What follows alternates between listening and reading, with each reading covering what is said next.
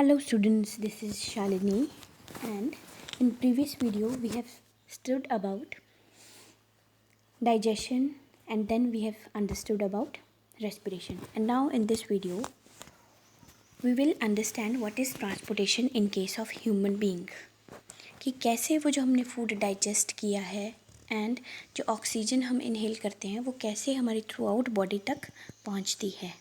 So we have seen in previous section that blood transport food, oxygen and waste material in our body. हमने पिछले section में पढ़ा है कि जो ब्लड होता है वो ट्रांसपोर्ट करता है फूड को, ऑक्सीजन को एंड वेस्ट मटेरियल को हमारे बॉडी में. And in class 9th we learned about blood being a fluid connective tissue. और 9th क्लास में हमने क्या पढ़ा है कि ब्लड जो क्या है एक कनेक्टिव टिश्यू है. Blood is a connective tissue. Blood consists of a fluid medium called plasma in which the cells are suspended. अब blood में क्या होता है? It consists of a fluid medium जिसको नाम दे दिया जाता है plasma, in which cells are suspended, जिसमें cells present होते हैं. Plasma transport food, carbon dioxide and nitrogenous waste in dissolve form. और प्लाज्मा क्या करता है? वो ट्रांसपोर्ट करता है फूड को, कार्बन डाइऑक्साइड को एंड नाइट्रोजनस वेस्ट को इन डिजॉल्व फॉर्म. तो प्लाज्मा ट्रांसपोर्ट करेगा food, carbon dioxide and nitrogenous waste after it get dissolved in it. And oxygen is carried by red blood corpuscles. और जो oxygen है उसको कौन carry करता है? ऑक्सीजन को हमारी आरबीसीज कैरी करती हैं. ऑक्सीजन को हमारी रेड ब्लड कॉर्पसल्स कैरी करते हैं.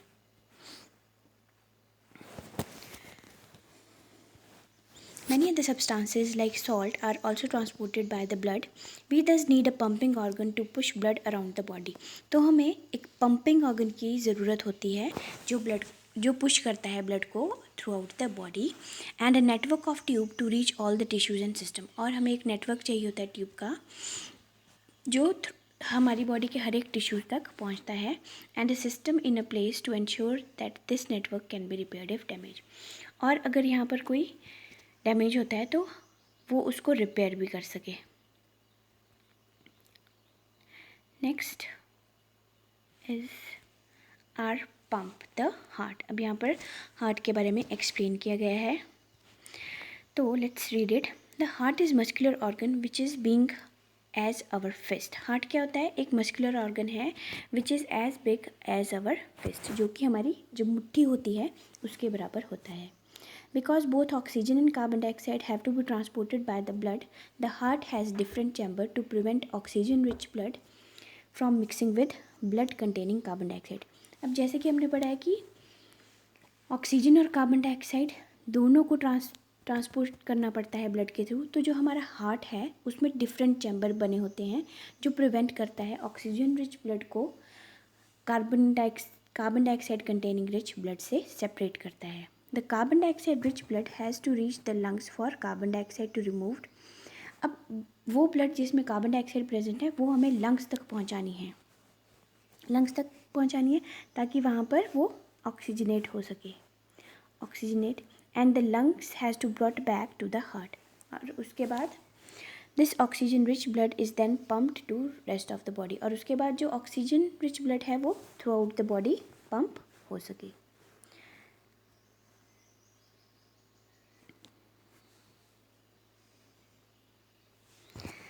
We can follow this process step by step. तो हम देखते हैं.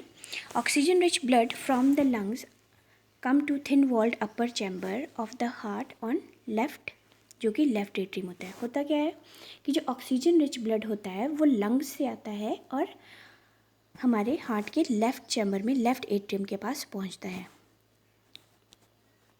तो ऑक्सीजन रिच ब्लड आ रहा है लंग्स से और लेफ्ट चैम्बर में लेफ्ट एट्रियम के पास पहुंच रहा है. The left atrium relax when it is collecting this blood.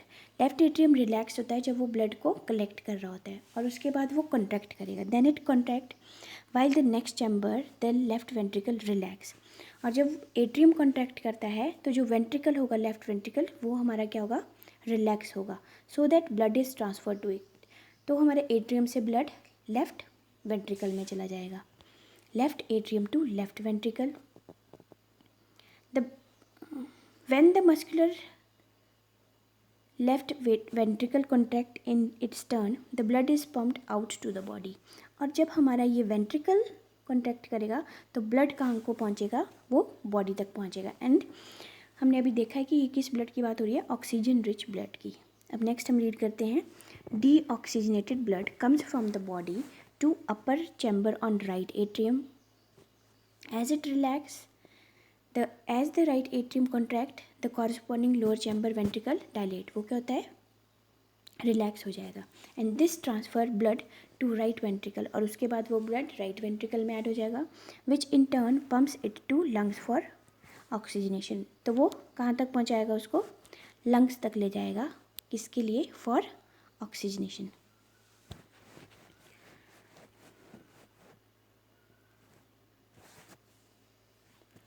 For oxygenation, lungs में जाके ऑक्सीजनेशन होगी. Since the ventricle have to pump blood into various organ, they have thicker muscular walls than the atria do. अब यहाँ पर आपको एक important thing बताई है कि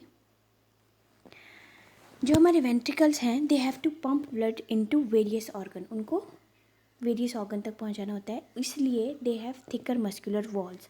तो उनकी जो मस्कुलर वॉल्स होती हैं, दे आर थिकर, मोटी होती हैं. And well ensure that blood does not flow backward when atria और वेंट्रिकल कॉन्ट्रैक्ट.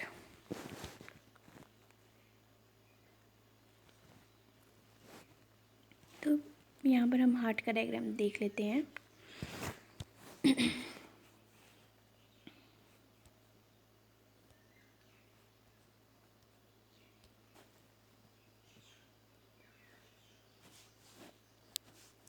तो ये हमारा राइट एट्रियम है, and this is right ventricle.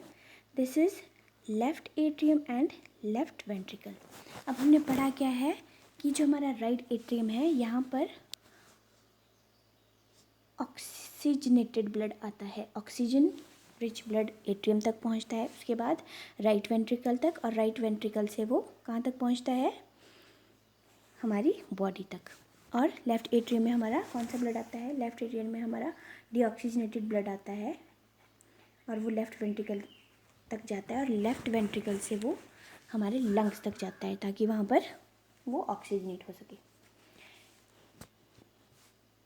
जो ऑक्सीजनेटेड ब्लड आता है वो आता है थ्रू दिस वेना कावा, यहाँ से. और वेना कावा क्या है, वेना कावा हमारी एक वेन का नाम है, जो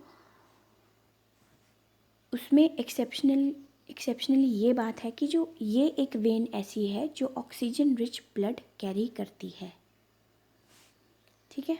तो अब जो यहाँ से जो हमारे लेफ़्ट एट्रियम और लेफ़्ट वेंट्रिकल से ब्लड जा रहा है, वो हमारे जा रहा है एओर्टा के through. This is your aorta part. And again यहाँ पर एक्सेप्शनल चीज़ ये है कि एओर्टा एक वैसी आर्टरी है जिसमें कार्बन डाइऑक्साइड रिच ब्लड होगा या डीऑक्सीजनेटेड ब्लड होगा. ठीक है. And these 4 chambers they are separated by a wall. जो मिडिल वॉल होती है उसको हम क्या कहते हैं, ये यहाँ पर ये वॉल है, इसको हम सेप्टम कहते हैं या सेप्टा कहते हैं. ठीक है. और ये जो हमारे वेंट्रिकल्स हैं या एट्रियम है, right atrium, right ventricle, left atrium, left ventricle, इनके बिटवीन में वेल्व्स प्रेजेंट होती हैं जो रोकती हैं ब्लड को एक दूसरे चैम्बर में मिक्स होने के लिए. आई थिंक आपको समझ आ गया होगा हार्ट का डायग्राम. अब नेक्स्ट हम देखते हैं oxygen enter the blood in the lung. हम देखते हैं the separation of right side and the left side of heart is useful to keep oxygenated and deoxygenated blood from mixing. और ये किस वजह से होता है, through your septum. Such separation allows a highly efficient supply of oxygen to the body. और ये separation किस में हेल्प करती है, supply of oxygen to the body. This is useful in animal that have high energy needs. और ये किस में ज़्यादा कामयाब है? जिनकी हाई एनर्जी नीड्स होती है, जैसे कि birds and mammals which constantly use energy to maintain their body temperature, जो कॉन्स्टेंटली यूज़ करते हैं एनर्जी को अपना बॉडी टेम्परेचर मेंटेन रखने के लिए. So in animal that do not use energy for this purpose, the body temperature depend on temperature in the environment, and such animals are amphibians and many reptile. And इनके case में क्या होता है? इनके case में 3 chambered heart present होता है. अब यहाँ पर ये इम्पॉर्टेंट थिंग है जो आपको याद रखनी है कि amphibian and many reptiles have 3 chambered heart and tolerate some mixing of oxygenated and deoxygenated blood. और इनके केस में अगर ब्लड में मिक्सिंग भी हो जाती है तो इनको इतना ज़्यादा फर्क नहीं पड़ता. Now fishes on other hand have only 2 chambered heart. जो हमारी फ़िश हैं उसमें कितना होगा? फिशेज में they have 2 chambered heart and blood is pumped to gills, is oxygenated there and pass directly to the rest body. Thus blood goes only once through the heart in fish during one cycle of passage through the body. On the other hand, it goes through the heart twice during each cycle in the vertebrate. तो हमारे case में इसको क्या बोल दिया जाता है? Double circulation. हमारे केस में डबल सर्कुलेशन होती है. तो रेप्टाइल्स में कौन सा ब्लड होता है? रेप्टाइल्स में हमारा 3 चैम्बर्ड.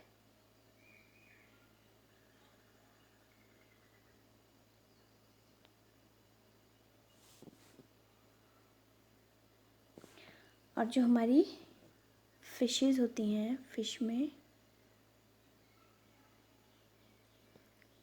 2 chambered heart. और ह्यूमन में आपको पता ही है कि 4 चैम्बर्ड हार्ट प्रेजेंट होता है. नाउ नेक्स्ट हम रीड करते हैं व्हाट इज़ ब्लड प्रेशर. आपने सुना होगा बीपी का नाम लेते हैं. हमारा हाई बीपी है, लो बीपी है. तो अब उसको अंडरस्टैंड करते हैं कि what is the blood pressure. Now see the force that blood exert against the wall of vessel is called blood pressure.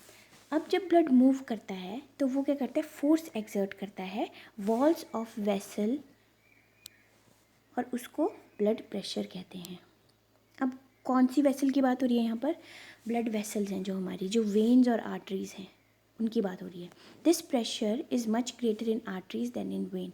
और ये प्रेशर ज़्यादा किस में होता है? आर्टरीज में ज़्यादा होता है, क्योंकि आर्टरीज में जो ब्लड है वो ज़्यादा फोर्सफुली पास होता है. The pressure of blood inside the artery during ventricular systole या contraction is called systolic pressure. अब इसको क्या कहा जाता है? The pressure of blood inside artery. Artery के अंदर ब्लड का जो प्रेशर है वो कॉन्ट्रैक्शन, ड्यूरिंग कॉन्ट्रैक्शन के टाइम में उसको क्या बोल दिया जाता है? सिस्टोलिक प्रेशर कहते हैं. And pressure in artery during ventricular diastole, उसको डायस्टोलिक प्रेशर कहते हैं. डायस्टोल का मतलब होता है रिलैक्स और सिस्टोल का मतलब होता है टू कॉन्ट्रैक्ट. तो जब वेंट्रिकल कॉन्ट्रैक्ट कर रहे हैं तो वो आपका सिस्टोलिक प्रेशर है. और जब आर्टरीज में जो and pressure in the arteries, जब वेंट्रिकल्स हैं वो हमारे रिलैक्स कर रहे हैं तो वो डायस्टोलिक प्रेशर होता है. So the normal systolic pressure is 120. So normally क्या है वो? सिस्टोलिक प्रेशर हमारा 120 होता है एंड डायस्टोलिक प्रेशर हमारा 80 mm होता है. यहाँ पर 120 mm Hg and 80 mm Hg. Hg हमारा क्या है? मर्करी से रिलेटेड है ना. हम देखते हैं यहाँ पर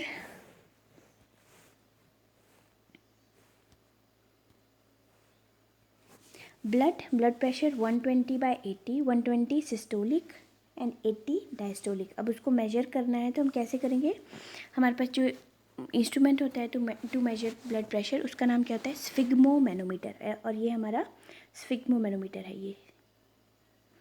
अब प्रेशर इन कफ अबव 120 और आर्टरीज क्लोज्ड हैं, rubber cuff inflated with air.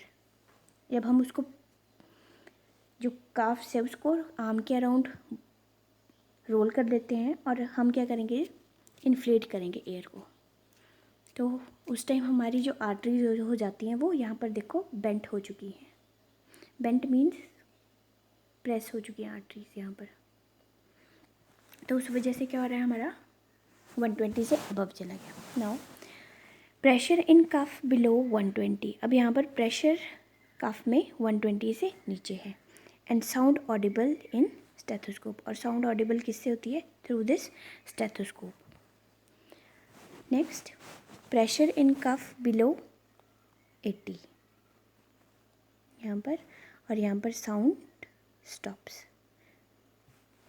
तो ऐसे मेजर किया जाता है थ्रू स्फिग्मोमैनोमीटर। नेक्स्ट हम देखते हैं blood pressure is measured with an instrument, जिसको नाम दे दिया गया स्फिग्मोमैनोमीटर। ये मैंने आपको एक्सप्लेन कर दिया है, इसका नाम स्फिग्मोमैनोमीटर होता है, आपको ये याद रखना है। और जो आप स्मॉल क्वेश्चन बनाओगे उसमें आपको इसको ऐड कर लेना है। High blood pressure is also called hypertension, जब बीपी हाई हो जाता है तो उसको हाइपरटेंशन कहा जाता है। And is caused by constriction of arterioles, और वो कब होता है, जब जो आर्ट्रियोल्स होती हैं वो कंस्ट्रिक्ट हो जाती हैं, which result in increase resistance to blood flow, और वो क्या करती हैं, ब्लड फ्लो को रोकने की कोशिश करती हैं। It can lead to rupture of artery and internal bleeding, और उससे क्या हो सकता है, आर्टरी की रप्चर हो सकती है वो, और उसके बाद वो इंटरनल ब्लीडिंग को लीड कर देंगी। अब नेक्स्ट हम देखते हैं ब्लड वेसल्स, द ट्यूब्स या ब्लड वेसल, जिसकी हम बात कर रहे थे। Arteries are the vessels which carry blood away from the heart to various organs. अब जो आर्टरीज हैं वो क्या करती हैं, ब्लड को हार्ट से ले जाती हैं to various organs of the body.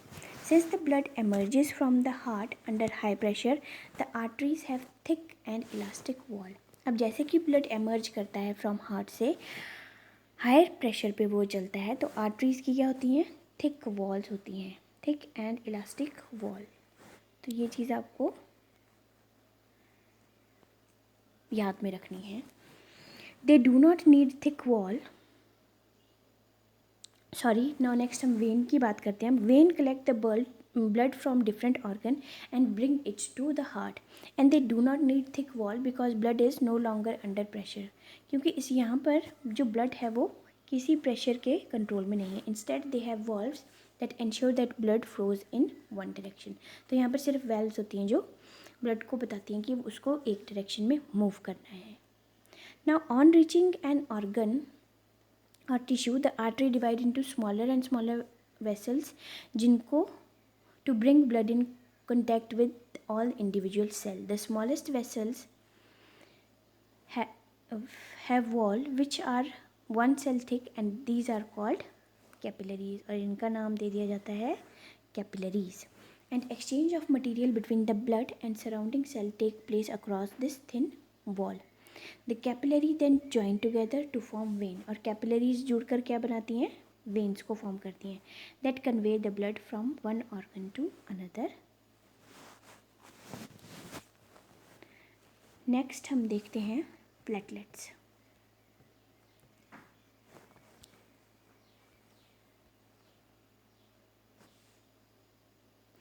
What happen if this system of tube develops a leak? अब अगर सपोज ब्लड लीक होना शुरू हो जाए तो क्या होगा। Think about the situation when we are injured and start bleeding. अब आप सोचो कि आपको कहीं चोट लग गई है और उसके बाद ब्लीडिंग स्टार्ट हो गई है। Naturally the loss of blood from system has to be minimized. तो जो ब्लड लॉस है वो हमारे बॉडी का सिस्टम उसको क्या करेगा, कम करने की कोशिश करेगा।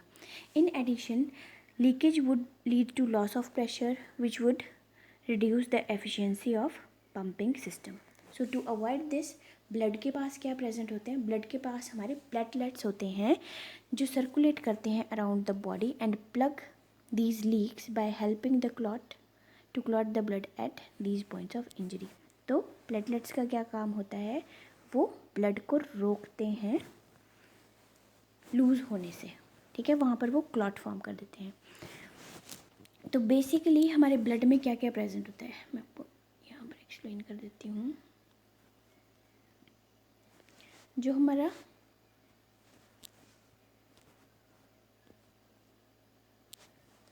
ब्लड है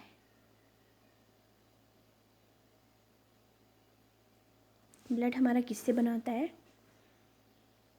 RBCs, आपने पहले भी पढ़ा होगा, red blood cell, white blood cells, then we have plasma,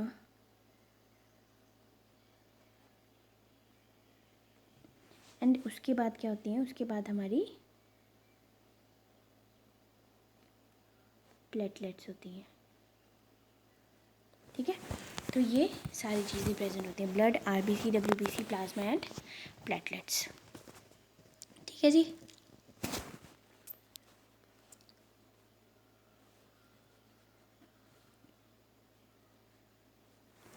तो नेक्स्ट हम रीड करते हैं लिम्फ। अब लिम्फ क्या है?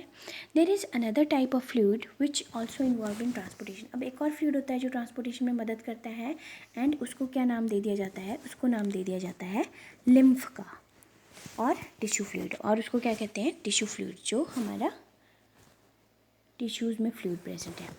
Through the pores present in wall of capillary, some amount of plasma, protein and blood cells escape into the intercellular spaces in the tissues to form a tissue fluid or lymph.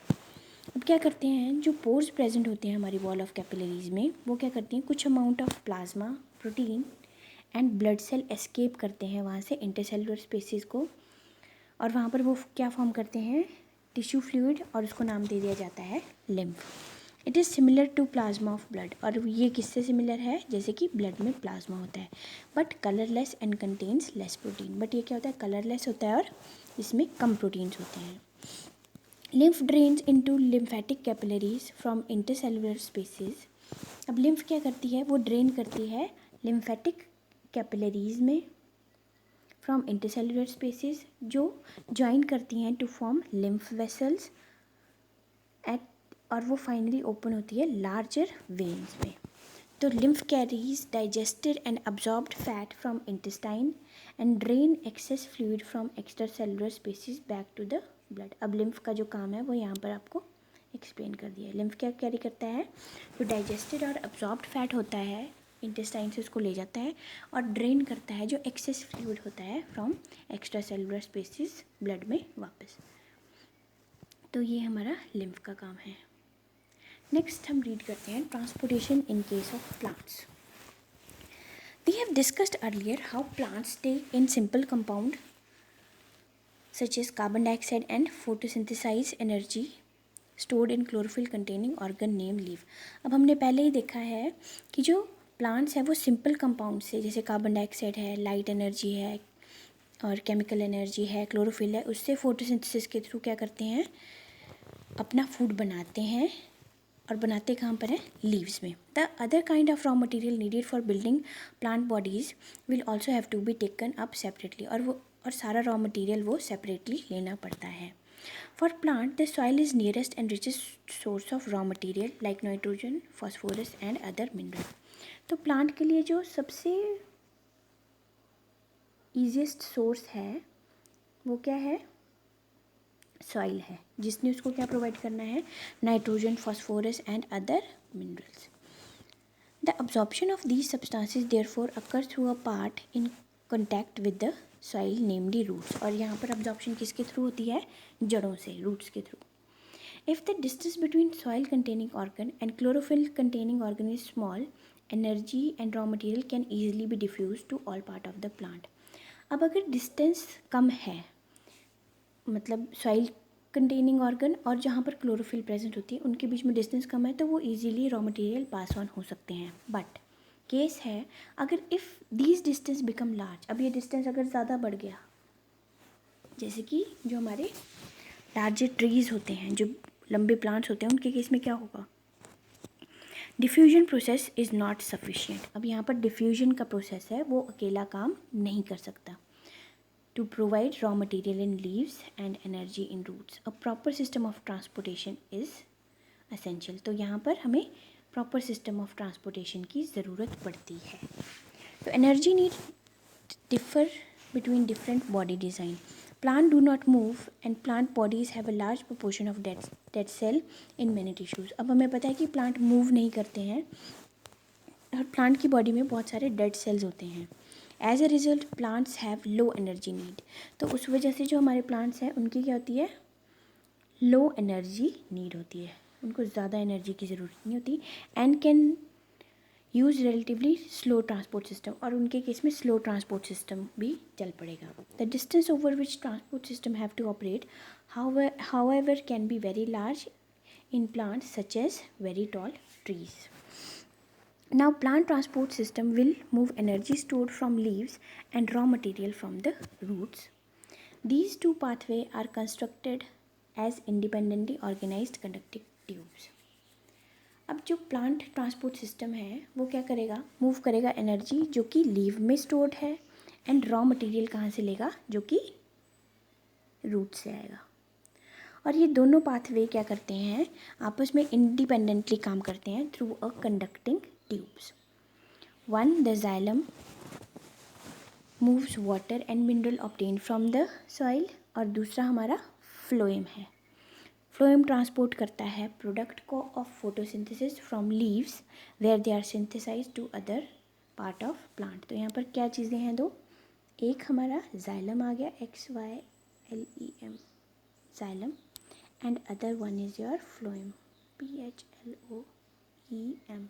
now xylem का काम क्या है, xylem का काम है to transfer mineral and soil, जो कि to transfer mineral and water जो कि हमें सॉइल से मिल रहा है, एंड फ्लोएम का काम क्या है, जो फोटोसिंथेसिस का जो प्रोडक्ट बनता है लीव्स में उसको थ्रू आउट द बॉडी पहुंचाना।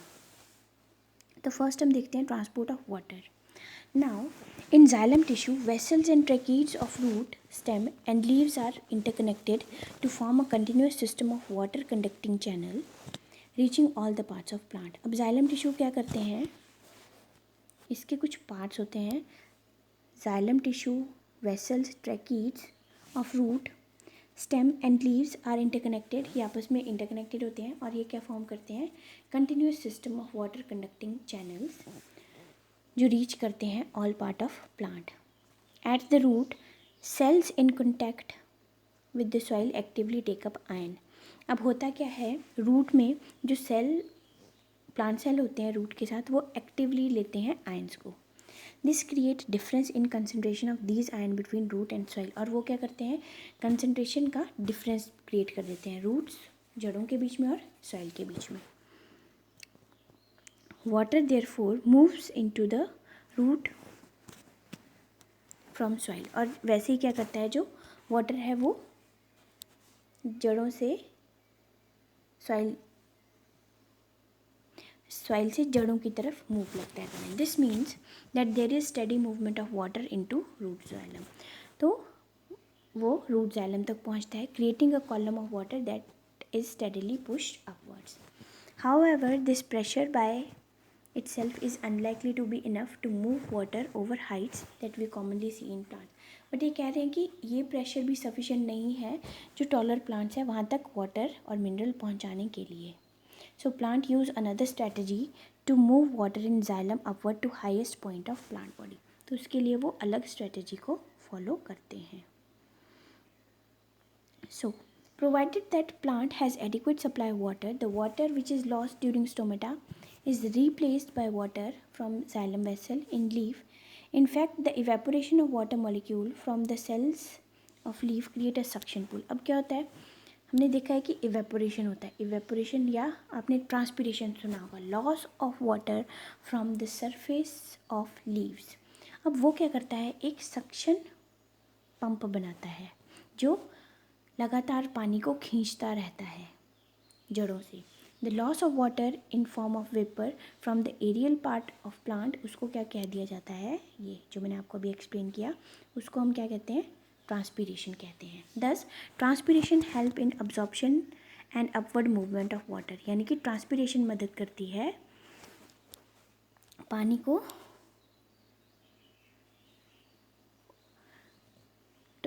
हाईएस्ट लेवल पे पहुंचाने के लिए। It also help in temperature regulation, और ये और किस में मदद करती है, रेगुलेशन ऑफ टेम्परेचर में।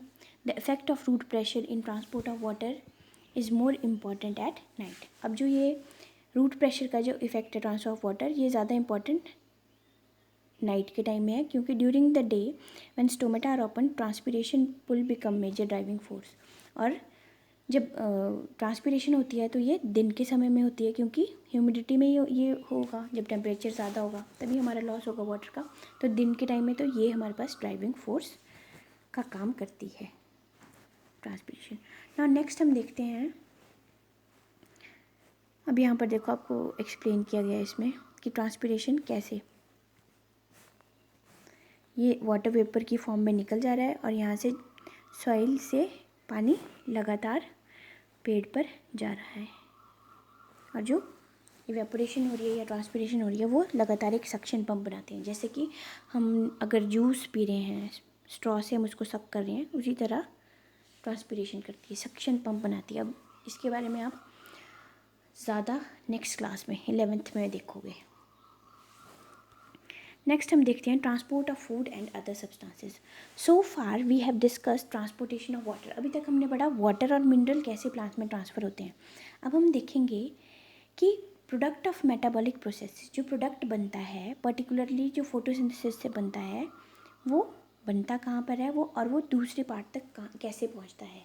And the transport of soluble product of photosynthesis, इस प्रोसेस को क्या बोल दिया जाता है, translocation. And it occurs in part of vascular tissues known as phloem. ये कहाँ पर होता है जी, फ्लोएम में।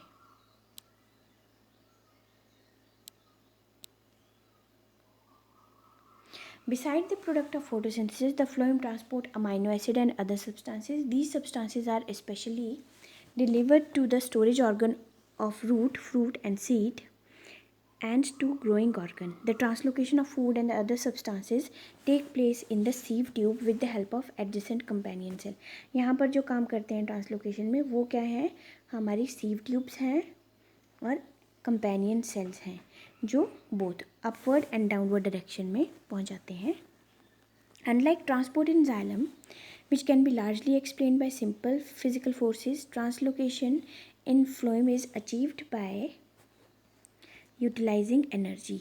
तो जो हमारी ट्रांसलोकेशन होती है उसमें एनर्जी यूज़ होती है। ट्रांसलोकेशन में ये हमारा एनर्जी डिपेंडेंट है।